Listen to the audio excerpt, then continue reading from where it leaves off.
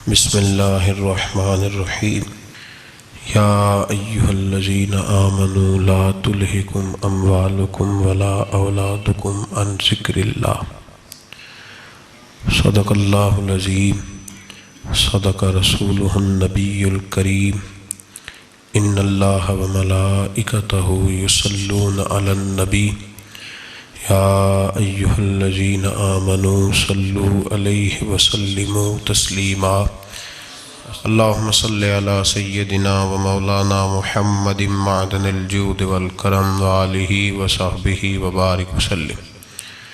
تمام تعریفیں اللہ تعالیٰ جل مجدہ الکریم کے لیے، ہر قسم کے درود و سلام نبی رحمت صلی اللہ علیہ وسلم کی ذات والا صفات کے لیے۔ حمد و صلوات کے بعد دین اسلام کا مزاج یہ ہے کہ دین اعتدال والا ہے، معتدل ہے۔ حکم ہمیں یہ دیا گیا ہے ہم کسی جگہ بھی غیر معتدل نہ ہوں، توازن کو برقرار رکھیں۔ دنیاوی چیزیں بہت ساری اللہ تعالیٰ نے ہمیں استعمال کرنے کی اجازت عطا فرمائی ہے۔ پہننے کے لیے لباس، کہ کوئی شخص مالدار ہے تو اچھا لباس پہنے، کوئی عرض نہیں۔ کھانے کے لیے اگر اس کے پاس حلال اور جائز پیسے ہیں تو اچھی سی اچھی غذا کھائے، منع نہیں۔ اگر اس کے پاس بالکل اچھے اور صاف ستھرے ذرائع سے پیسے آئے ہیں تو وہ بڑا مکان بنا لے، کوئی عرض نہیں۔ لیکن ان ساری چیزوں کے ساتھ ساتھ اس کو روکا اس بات سے گیا ہے کہ تو نے دنیا دار نہیں ہونا۔ دنیا دار پیسہ کمانے والے کو نہیں کہتے، دنیا دار پیسے سے پیار کرنے والے کو کہتے ہیں۔ دنیا دار جائز طریقے سے پیسہ کمانے والے کو نہیں کہتے، دنیا دار حرام ذریعے سے مال اکٹھا کرنے والے کو کہتے ہیں۔ دنیا دار صرف وہ نہیں ہوتا جو کسی دکان پہ بیٹھا ہے اور دکان پہ بیٹھ کے وہ کمائی کر رہا ہے تو اسے کہیں گے کہ وہ دنیا دار ہے، اور مولوی صاحب مسجد میں نماز پڑھا رہے ہیں تو وہ دیندار ہے۔ ایسا نہیں ہے، بہت سارے مولوی دنیا دار ہوتے ہیں، دیندار نہیں ہوتے۔ اگر میں نے کسی بچے کو قرآن شریف پڑھایا ہے سویرے تو میرا دل کرتا ہے وہ ایک سوٹ میرے لیے لے آئے تو میں دنیا دار ہوں، میں تھوڑی دیندار ہوں۔ اگر میں آپ کو یہاں تقریر سنا رہا ہوں اور میرا دل کرتا ہے کہ آپ 100 روپیہ میرے اوپر پھینکنے لگے تو میں دنیا دار ہوں، میں دیندار تو نہ رہا۔ ہم لوگوں نے یہ تصور بنا لیا ہے شاید جو آدمی مسجد آ گیا ہے، داڑھی رکھ لی ہے اور وہ نماز 5 وقت پڑھ لیتا ہے، وہ ہو گیا دیندار، مسجد سے نکل کے جو مرضی کرتا پھرے۔ اور جو آدمی دکان پہ بیٹھا ہے وہ دنیا دار ہے۔ ایسی بات نہیں ہے۔ تشریح یاد رکھیں، دنیا دار وہ ہے جو دنیا کے پیچھے لگ کے اللہ رسول سے غافل ہو جائے، اور وہ دنیا دار زیادہ برا نہیں، وہ دنیا دار زیادہ برا نہیں جو دکان پہ بیٹھا ہے صبح سے شام تک پیسے کما رہا ہے، وہ بہت بڑا دنیا دار ہے جو دین کا لبادہ اوڑھ کے دنیا اکٹھی کر رہا ہے، وہ ظالم آدمی ہے، سب سے بڑا دھوکے باز ہے، لبادہ مذہب کا اوڑھا ہوا ہے۔ میرے نبی پاک علیہ السلام نے فرمایا جس نے دین اس لیے سیکھا کہ دنیا کمائے گا، جنت کی خوشبو بندہ بھی جنت سے 500 سال دور ہوگا، 500 سال، یعنی ابھی اسے 500 سال وہ سفر کرے گا تو جائے گا، 500 سال دور ہوگا ابھی وہ۔ فرمایا اتنی دور بندہ ہوگا تو جنت کی خوشبو اسے پہلے آنے لگے گی، لیکن جس بندے نے دین اس لیے سیکھا کہ وہ اس سے دنیا اکٹھی کرے گا، اسے تو اللہ جنت کی خوشبو بھی عطا نہیں کرے گا، خوشبو بھی نہیں دے گا جنت کی۔ تو یاد رکھیں دنیا داری بہت سارے نقصانات کی جڑ ہے۔ پیسے کی طلب اور پیسے کا پیار، الہاکم التکاثر حتی زرتم المقابر، اللہ فرماتے ہیں تم اتنے دنیا داری کے پیچھے لگے کہ بالآخر قبر تک پہنچ گئے پر تم نے دنیا داری نہیں چھوڑی۔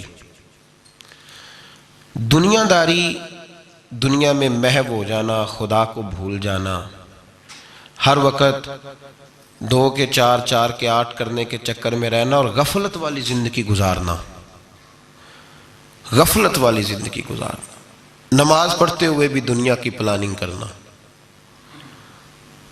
نماز پڑھتے ہوئے بھی، نعت سناتے ہوئے بھی پیسوں کی طرف توجہ رکھنا، لوگوں کی جیبوں پہ کو نکلا ہے کہ نہیں نکلا، دائیں بائیں دیکھنا، یہ بہت بڑی دنیا داری ہے، یہ سب سے خطرناک دنیا داری ہے۔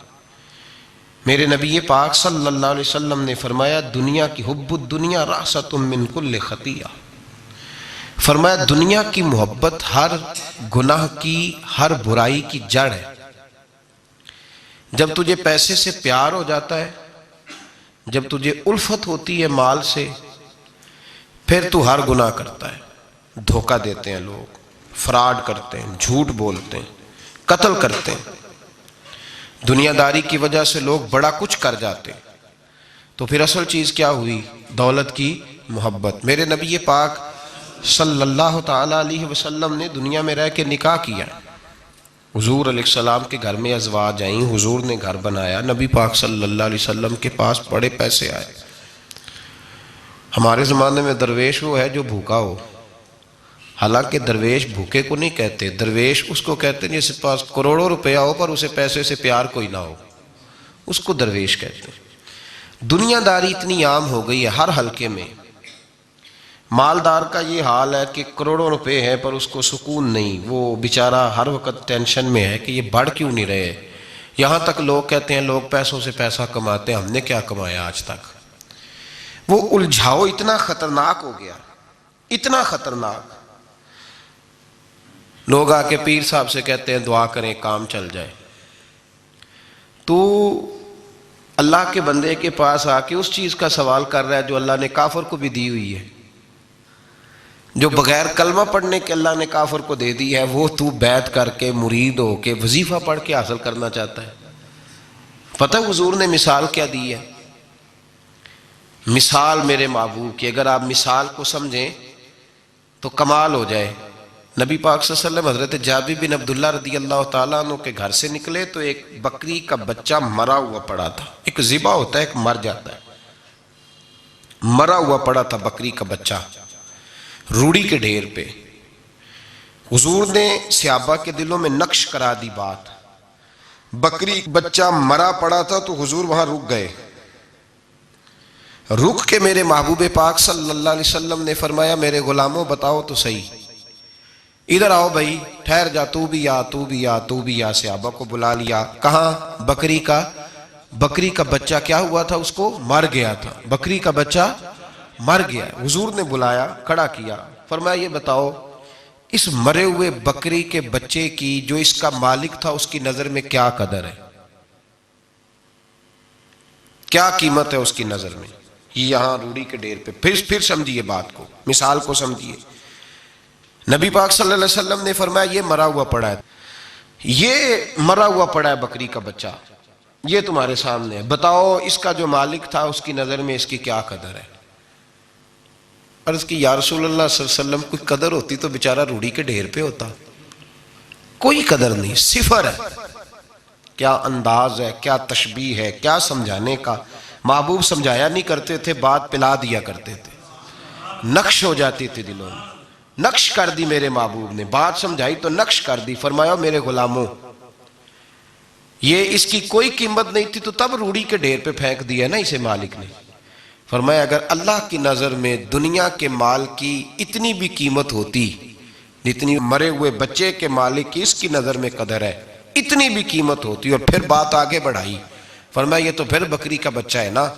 اگر اللہ کی نظر میں دنیا کے مال کی قدر اور قیمت مچھر کے پر کے برابر بھی ہوتی تو خدا کبھی کافر کو ایک گھونٹ پانی کا بھی نہ دیتا کہ تو مجھے مانتا نہیں اور میں تجھے دنیا دوں، میں تجھے دوں۔ فرمایا اگر اس کی نظر میں مچھر کے پر کے برابر بھی ہوتی تو اللہ کبھی ایک گھونٹ پانی کا کافر کو۔ میں کہتا ہوں یار جو چیز اللہ نے نہ ماننے والے کو دی ہے، منکر کو دی ہے، تو اس کے لیے دعائیں کر رہا ہے۔ جو نہ ماننے والے کو اس نے دے دی تو اس کے پیچھے بھاگ رہا ہے، تو صبح و شام اس کی منصوبہ بندی کر رہا ہے۔ صوفی کے لیے، درویش کے لیے، راہ طریقت کے مسافر کے لیے، مسلمان کے لیے سب سے زیادہ یہ ہے کہ وہ زہر پیتا ہے اگر دنیا کی محبت میں جیتا ہے۔ اگر کسی دنیا دار کو دیکھ کے کسی درویش کا، کسی اللہ والے کا دل مچلتا ہے کہ یہ پیسے میرے پاس ہوتے تو اس شام اسے نماز میں مزہ نہیں آئے گا، گئی اس کی قرآن پاک کی لذت، اس کا درود میں دل کیسے لگے گا؟ تو ساری رات خواب دیکھتا رہا ڈالروں کے، یورو کے، پاؤنڈ کے، کیسے اس کی توجہ آئے گی؟ اس کو کیا پتا مکے کی لذت کیا ہے، مدینے کا پیار کیا ہے؟ اس کو یہ کیفیات نصیب ہی نہیں ہو سکتی۔ امام غزالی رحمۃ اللہ علیہ سے کسی نے کہا تو حضور یہ بتائیں کہ بندہ طریقت کا مسافر کب بنتا ہے؟ مسافر کب بنتا ہے طریقت کا؟ تو آپ نے فرمایا جب اس کے نزدیک سونا اور مٹی ایک برابر ہو جائے۔ حضرت غوث اعظم رضی اللہ تعالیٰ عنہ نے کچھ عرصہ کاروبار بھی کیا ہے۔ آپ نے اپنا ایک جہاز بھیجا ہوا تھا، مال بردار جہاز۔ آپ درس دے رہے تھے، بیان کر رہے تھے، کسی کو ابھی خبر مل جائے آ کے کہ تمہارا 10 لاکھ روپیہ ضائع ہو گیا ہے، محفل میں بیٹھے گا کہ بھاگ جائے گا، دوڑے گا، کہے گا جلدی جلدی کرو، پیسے میرے ضائع ہو گئے۔ حضور غوث اعظم رضی اللہ تعالیٰ عنہ کے کان میں آ کے کہا حضور وہ جو آپ کا مال بردار جہاز تھا نا، وہ دریا کے اندر آ رہا تھا تو ڈوب گیا سارا، بڑا افسوس ہے۔ تو آپ فرمانے لگے چپ کر جا، اتنی ضروری بات تھی جو تقریر کے دوران ہی تو نے آ کے بتا دی ہے، ڈوب گیا تو ڈوب جائے، کوئی عرض نہیں، چھوڑ چھوڑ۔ یہ لفظ آپ نے کہے تو وہ بندہ بیٹھ گیا ڈر کے، ایک اور آیا بھاگا بھاگا پیچھے سے، کہنے لگا حضور مبارک ہو مبارک ہو مبارک ہو۔ کیا ہوا؟ کہنے لگا حضور وہ جو آپ کا مال بردار جہاز دریا میں ڈوب گیا تھا نا، وہ واپس اوپر آ گیا ہے۔ آپ فرمانے لگے چپ کر جا، کوئی اتنی ضروری بات تھی جو دوران تقریر ہی تو نے مجھے سنا دی ہے، چپ کر جا، کوئی ضروری بات تھی، چھوڑ۔ آ گیا چلا گیا، دنیا کا مال تھا، مجھے خبر دینی ہو تو یہ دینا کہ میرا رب راضی ہو گیا ہے، مجھے خبر دینی ہو تو یہ دینا کہ میرے رسول کی طرف سے پیغام آیا ہے، یہ خبر دینا کہ آج کسی نے کہا ہے کہ تجھے وہاں یاد۔ یہ کون سی خبریں ہیں؟ دنیا داری کے معاملات۔ مبارک ہو جی مبارک، کس بات کی؟ تیری کمیٹی نکل آئی ہے، بڑی مبارک ہے بھئی، حد ہو گئی، کیسی مبارک، کس طرح کی مبارک؟ حضرت ابو الحسن خرقانی بہت بڑے درویش تھے، محمود غزنوی مرید تھا، محمود غزنوی بادشاہ وقت، اور بو علی سینہ جیسے سائنسدان آپ کے مرید تھے۔ ایک دن سر میں خارش ہونے لگی تو خادم کو بلایا، خادم کو، کہنے لگا یار دیکھنا کہ جمعے تو نہیں پڑ گئی میرے سر میں۔ اس نے کہا حضور آپ اس طرح کریں، ذرا کرتے کے بٹن کھولنے پیچھے کریں تو میں نا ایک تیل ہے اس کو رگڑتا ہوں، سنا ہے وہ تیل سر میں ڈالیں تو جمعے جو ہوتی ہیں نا باہر نکل آتی ہیں۔ وہ بٹن پیچھے کیا ہوا ہے، وہ خادم تیل لگا رہا ہے اور تلاش کر رہا ہے کہ جوں مل جائے۔ بن سور کے بیٹھتے ہیں لوگ، ایسا نہ ہو کہ کسی کو پتہ چل جائے، بلکہ ریڈی میڈ تیاری کر کے آتے ہیں لوگ، بڑی زبردست۔ حضرت ابو الحسن خرقانی رحمت اللہ تعالیٰ علیہ تو پہلے دن جو خادم تھا وہ جمعے تلاش کر رہا ہے، تو پہلے دن محمود غزنوی ملنے آ گیا۔ بادشاہ سومناتھ کے مندر نہیں فتح ہوتے تھے، بڑے اس نے حملے کیے ہندوؤں پہ، پر وہ مندر نہیں فتح ہوتے، اس سے کسی نے کہا جا کسی درویش سے دعا کرا کے آ۔ وہ حضرت ابو الحسن خرقانی کے پاس دعا کرانے آیا پہلے دن، باہر شور ہونے لگا، اچانک آ گیا، شور ہونے لگا، آپ نے کوئی توجہ، خادم کرنے لگا حضور باہر پتہ نہیں کیا شور ہے، فرمایا چھوڑ یار میرے سر میں خارش بڑی ہو رہی ہے، شور بعد میں دیکھیں گے، جوں دیکھ کوئی ملتی ہے کہ نہیں، ادھر دیکھ۔ تھوڑی دیر گزری تو محمود غزنوی دروازے پہ آ گیا۔ جب وہ دروازے پہ آیا نا تو حضرت کا تو سر جھکا ہوا تھا، خادم دیکھ رہا، اس نے دیکھا تو کہنے لگا اوہ ہو حضور یہ دیکھیں کیا ہو گیا۔ فرمانے لگے کیا ہوا ہے؟ لگا حضور بادشاہ آپ کے دروازے پہ آ گیا۔ فرمانے لگے چھوڑ یار، میں سمجھا تھا کوئی جو تیرے ہاتھ لگ گئی ہے، بادشاہ آ گیا تو کیا ہوا؟ میں نے کہا جو مل گئی ہے کوئی جو مجھے ستا رہی تھی، بادشاہ آیا تو آنے دو، بادشاہ آیا تو آنے دو۔ اللہ اکبر۔ اس نے کہا حضور آپ کو کوئی فرق نہیں پڑتا، آپ کو کوئی فرق نہیں پڑا اس کے آنے سے؟ آپ فرمانے لگے میں اسے کیا سمجھتا ہوں، میں رسول اللہ کے دروازے کا فقیر ہوں، اور میرے محمد کے فقیر ہی دنیا کے سب سے بڑے بادشاہ ہوتے ہیں۔ فکر دیکھیں بزرگوں نے جو ہمیں سوچ دی، وہ سوچ سمجھیں۔ وہ کہنے لگے ہمارے نزدیک جوں کا قابو آنا بادشاہ کے آنے سے زیادہ بڑا معاملہ ہے، جوں کا ہاتھ لگنا بادشاہ کے آنے سے یہ زیادہ بڑا معاملہ ہے، یہ انوکھی بات ہے۔ بادشاہ تو آتے جاتے رہتے ہیں، یہاں لوگ گنواتے ہیں، کہتے ہیں فلانا وزیر بھی میرے آستانے پہ آتا ہے۔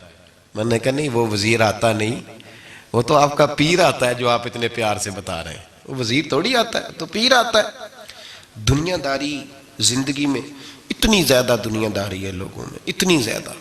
لوگ دین داری بھی دنیا داری کے رنگ میں کرتے ہیں، وہ کام جو خالص ہونا چاہیے تھا وہ بھی لوگ اب دنیا داری کے رنگ میں کرنے لگے۔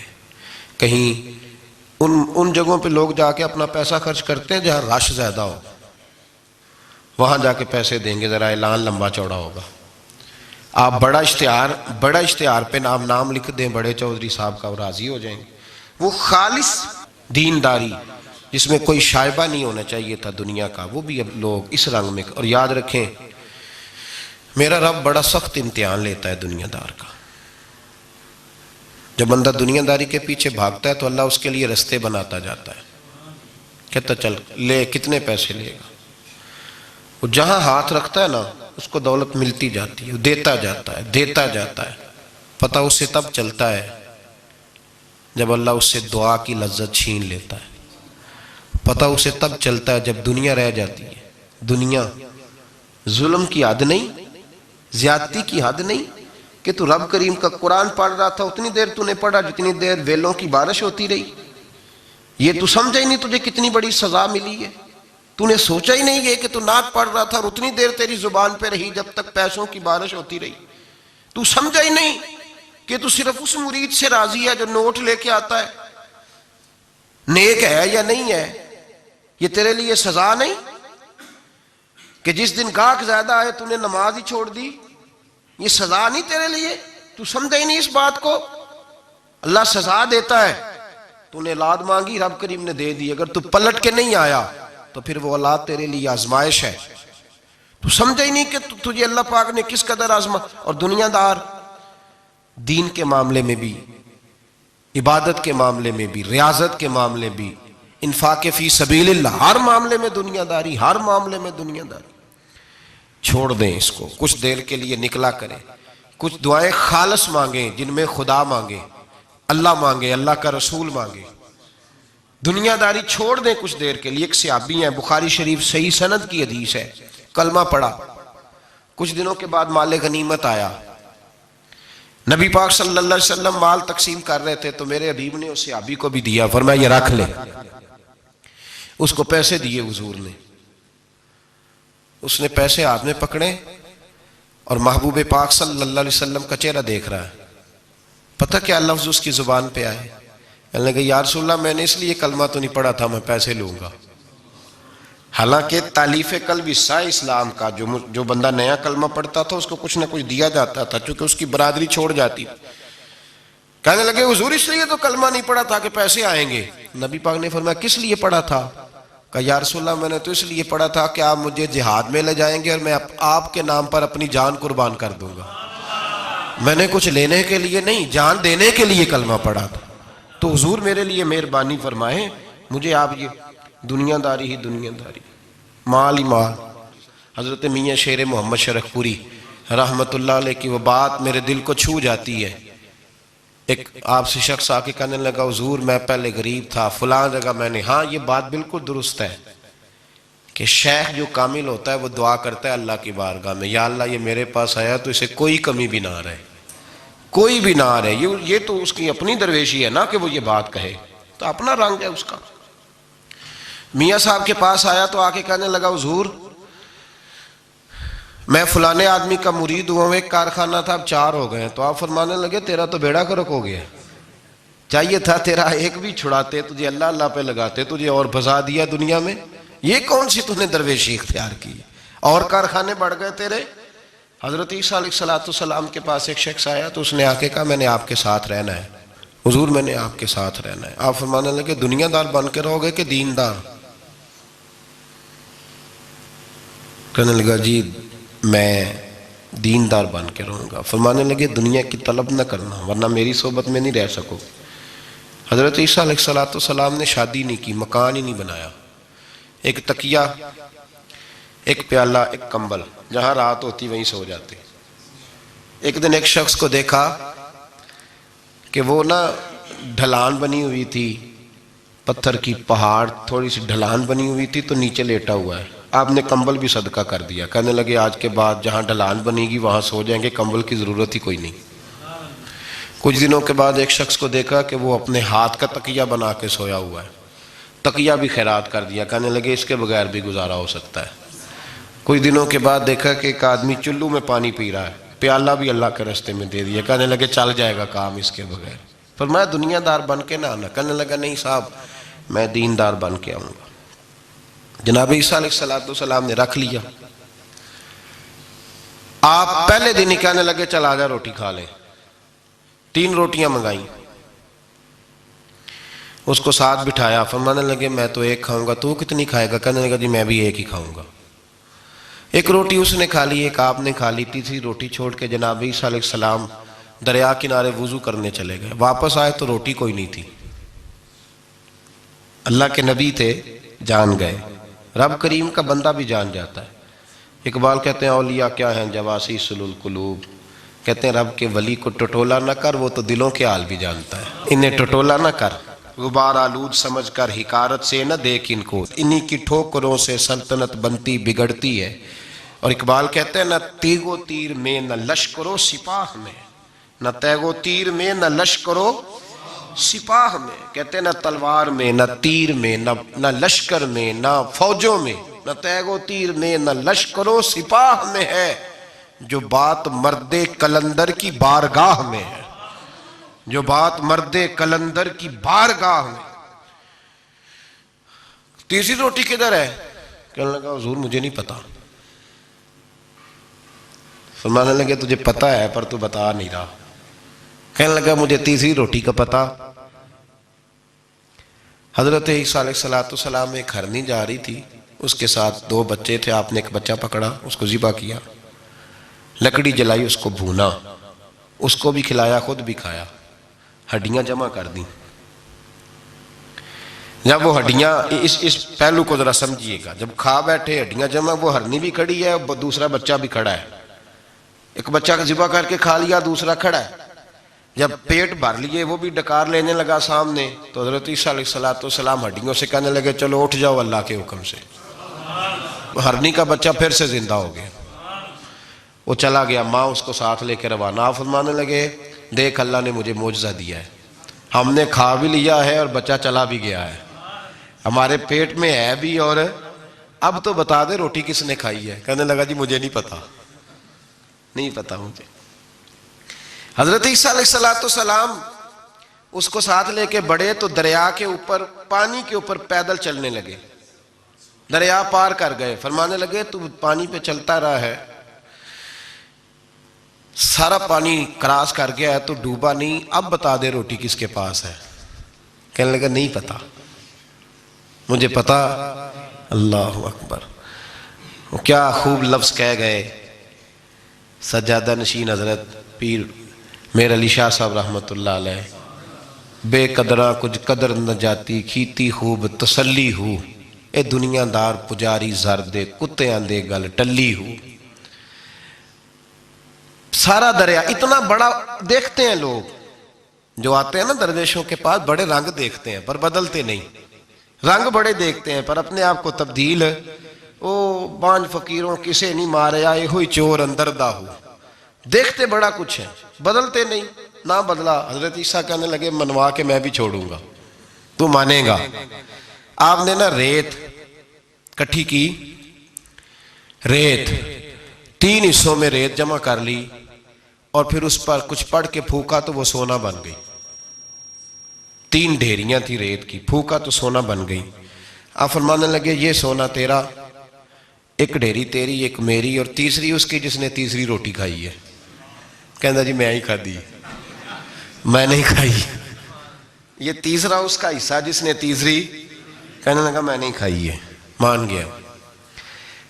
ذرا بات کو سمجھیں، پانی پہ پیدل چلا ہے پر مانا دنیا دار ہے نا، مانا نہیں۔ ہرنی کا بچہ زندہ ہوتا دیکھا ہے پر مانا دنیا قابو آنے لگی ہے تو مان گیا ہے، کہنے لگا جی میں نہیں کھائی ہے۔ فرمایا او بھلے مانس، تجھے کہا تھا دنیا داری نہ کرنا، تجھے جناب عیسیٰ کی صحبت ملے گی، پر تو ایک روٹی پہ رہ گیا یار۔ کہاں دنیا دار پجاری زرد دے کتیاں دے گل ٹلی ہوں، کہاں رہ گیا تھا؟ حضرت میاں محمد بخش صاحب رحمت اللہ تعالیٰ علیہ کو ایک شخص لے گیا ٹانگے پہ بٹھا کے، ٹانگے پہ۔ غلام رسول مہر صاحب نے لکھا ہے کہ وہ ٹانگے پہ بٹھا کے لے گیا اور لے جا کے نا تو میاں صاحب جی حضور یہ زمین بھی میری ہے، یہ بھی میری ہے، وہ بھی میری ہے، یہ بھی میری ہے، بڑی اس نے تفصیل سنائی۔ تو میاں صاحب فرمانے لگے بس کر یار، میں بڑی دیر سے سن رہا ہوں کہ تیرا بڑا کچھ ہے، بس کر۔ کہنے لگا حضور نہیں، یہ بھی تو میں نے تھوڑی دکھائی ہے، اور بھی میرے پاس بڑا کچھ ہے۔ تو آپ فرمانے لگے یہ بتا تجھ سے پہلے کس کے پاس تھا؟ چپ کر گیا۔ فرمایا اس سے پہلے کس کے پاس تھا؟ چپ کر گیا۔ کیا خوب فرمایا، کیا درویشوں کا کہنے کا انداز ہے، کیا خوب رنگ ہے، اور تشبیہ کس طرح کی اعلیٰ دیتے ہیں۔ دانش مندہ دا کم ناہی دل دنیا نہ لانا، اس ووٹی کئی خامند کیتے جو کیتا سو کھانا، اس ووٹی کئی خامند کیتے جو کیتا۔ یہ دکان میری ہے تو پہلے کس کی تھی؟ اس سے پہلے کس کی تھی؟ یہ گاڑی میری ہے تو اس سے پہلے کس کی تھی صاحب؟ یہ کسی نہ کسی کی تھی، اور تیرے بعد بھی کسی نہ کسی کی ہو جائے گی۔ اس ووٹی کئی خامند کیتے جو کیتا سو۔ حضرت عیسیٰ کہنے لگے تو نے ایک پیغمبر کی صحبت ضائع کر دی صرف دنیا داری کے لیے۔ فرمانے لگے میں نے کیا کرنا ہے سونا، تو تینوں کے تینوں ڈیریاں تو ہی رکھ لے، تیری ہیں، پر تو نے زیادتی کی، تو نے قیمت نہیں ڈالی ہماری صحبت کی۔ آپ اٹھ کے چلے گئے۔ صحرا کا علاقہ تھا، وہ شخص وہیں بیٹھا تھا، ابھی سمیٹ ہی رہا تھا کہ دو ڈاکو آ گئے، تلواریں پکڑی ہوئی ہیں، کہنے لگے چل دوڑ جا، سونا مارا ہے، تو کدھر سے آ گیا؟ منت کی، کہنے لگا چلو مہربانی کرو، 3 حصوں میں ہے، 2 لے لو، ایک تو مجھے دے دو، ایک تو دے دو۔ منت کرنے لگا، وہ مان گئے، کہنے لگے چلو ٹھیک ہے۔ دوستی کر لی، نام پتہ پوچھ لیا، گفتگو ہونے لگی، تھوڑی دیر بیٹھے تو ایک دوسرے سے فرینک ہو گئے، بے تکلفی شروع ہوئی، تو کہنے لگے بھوک بڑی لگی ہے، روٹی تو لاؤ۔ ایک کو بھیجا، ڈاکوؤں میں سے ایک کو بھیجا کھانا لینے، وہ کھانا لینے چلا گیا۔ اب یہ دونوں پیچھے رہ گئے، ایک وہ روٹی کھانے والا اور ایک ڈاکو، تو آپس میں کہنے لگے یار یہ تیرا پوچھتا ہے وہ روٹی کھانے والا، تیرے اس کے ساتھ کیا تعلق ہے؟ کچھ بھی نہیں، ڈاکو ڈاکو سجن ہے۔ کہنے لگے ایسے اتنا سونا اسے دے رہے ہو، آتا ہے تو دونوں پکڑ کے مار دیتے ہیں اس کو، اور سونا دونوں آدھا آدھا بانٹتے ہیں۔ بالکل ٹھیک ہے، میرا کون سا چچا کا بیٹا ہے، چھوڑو، ویسے اس دور میں چچا کے بیٹے بھی پکڑ ہی لیتے ہیں اگر کبھی مسئلہ بن جائے تو۔ چلو جی فیصلہ ہو گیا۔ اب وہ جو گیا وہ بھی تو دنیا دار تھا نا، اس نے کھانا خریدا تو اس نے کہا میرا کون سا ان سے یارانہ ہے، اس نے روٹی میں زہر ڈال دیا۔ اس نے کہا میں ان کو ماروں گا اور سارے سونے پہ قبضہ کروں گا۔ حب الدنیا راست من کل خطیہ، ہر برائی کی جڑ ہے۔ وہ کھانا لے کے آیا، ابھی اس نے رکھا ہی تھا، دونوں نے حملہ کر دیا، پکڑا اور مار ڈالا۔ وہ مر گیا، اب یہ مزے سے بیٹھ کے روٹی کھانے لگے، سیر ہو کے پیٹ بھر کے روٹی کھائی، چند لمحے گزرے تو دھڑام سے روح پرواز کر گئی۔ حضرت عیسیٰ 1 گھنٹے کے بعد گزرے، 3 لاشیں پڑی ہیں اور سونا ویسے کا ویسا پڑا۔ ایس ووٹی کئی خامن کیتے جو کیتا سو کھانا، سونا ویسے کا ویسے پڑا ہے۔ جناب عیسیٰ علیہ السلام کھڑے ہو کے اپنے حواریوں سے کہنے لگے اس کو کہا تھا تو صحبت حاصل کر، دنیا داری سے بچ، لیکن اس نے دنیا داری کو فوقیت دی، ایک پیغمبر کی صحبت کو فوقیت۔ آج نقصان یہ ہوا ہے کہ خود مرا ہے اور 2 لاشیں اور بھی اس نے ساتھ کٹھی کر لی۔ دنیا داری سے بچ جائیں، اس سے بچیں، ضرورت کی حاصل کریں، ضرورت سے زیادہ نہیں، ضرور محنت کریں، جد و جہد، حلال روزی کمائیں اللہ کے رستے میں دینے کے لیے، غریبوں کی مدد کرنے کے لیے ضرور کریں، لیکن اس کو مشن نہ بنائیں، یہ مشن نہیں۔ اگر آپ نے صبح سے لے کے شام تک 3 گھنٹے وقت گزارا ہے تو پھر آپ کا 2 گھنٹے اگر دنیا میں گزرے تو 1 گھنٹہ دین میں گزرنا چاہیے نا، ورنہ آپ کا دن ضائع ہو گیا ہے۔ کم از کم تیسرا حصہ تو دین کو دو۔ ہمارے بزرگوں نے ضمناً دنیا داری رکھی، ضمناً کہتے تھے ہم تو اتنی روزی کماتے ہیں کہ کمر سیدھی ہو سکے۔ ایک تو میرے عزیز یہ یاد رکھیں کہ اپنے ہمہ وقت زندگی کو دنیا کو ٹائم نہ دیں، دنیا کو اتنا ٹائم دیں جتنی کہ اس کے لیے حضرت علی المرتضیٰ رضی اللہ تعالیٰ عنہ کا ایک فرمان یاد رکھیں۔ آپ فرمایا کرتے تھے میں دنیا کے لیے اتنی محنت کرتا ہوں جتنا میں نے دنیا میں رہنا ہے، اور آخرت کے لیے اتنی محنت کرتا ہوں جتنا میں نے آخرت میں۔ جو آدمی 500 سال پہلے فوت ہو گیا تھا وہ کہاں ہے؟ ابھی قبر میں۔ زندگی کتنی گزار کے گیا؟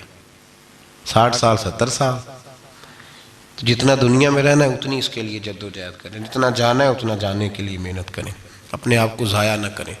اور یہ جو اللہ اللہ سیکھ رہے ہیں لوگ درویشی کے رستے پہ، ان کے لیے تو موت ہے، یاد رکھیں۔ جتنا زیادہ دنیا کی طرف جائیں گے اتنا، دیکھیں نا اللہ تعالیٰ شراکت کو تو پسند فرماتا ہی نہیں۔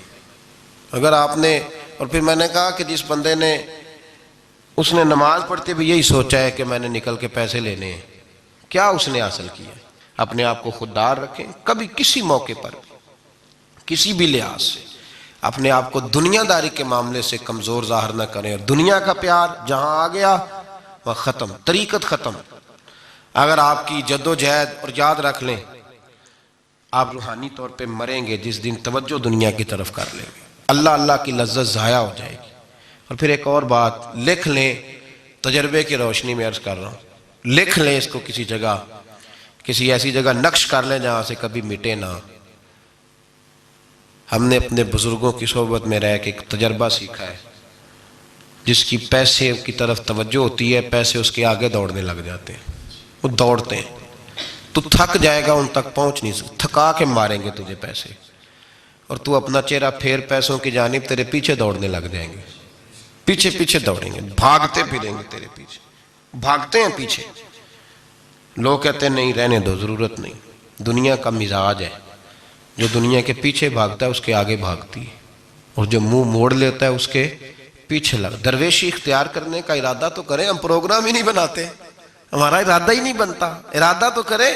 اور بھائی جس دن ارادہ ہو جاتا ہے اسی دن اللہ نوازنا شروع کر دیتا ہے، جس دن ارادہ ہوتا ہے اسی دن اللہ کہتا ہے چل کھول گیا، وَيَرْزُقُهُ مِنْ حَيْثُ لَا يَحْتَسِبُ، اب تجھے وہاں سے دینا ہے جہاں سے تیرا کبھی گمان بھی نہیں گیا ہوگا۔ اس لیے میرے بھائی توجہ اللہ کی طرف، خبردار یہ دنیا داری جتنی اس کی ضرورت ہے اس کو اتنا کرو۔ میرے نبی پاک نے زہد اختیار فرمایا ہے، زہد، دنیا داری۔ پیسے بڑے اچھے ہوتے تو سب سے زیادہ میرے مصطفیٰ کی تجوری میں ہوتے، سب سے زیادہ۔ اگر آپ توجہ دنیا داری کی طرف کریں گے تو حالات خراب ہو جائیں گے، توجہ رب رسول کی طرف رکھیں، بڑی جلدی بہتری۔ محمود غزنوی نے نا ہیرے بکھیر دیے، خزانوں کے منہ کھول دیے، کہنے لگا جو جس پہ ہاتھ رکھے گا شاید اسی کی ہو جائے گی۔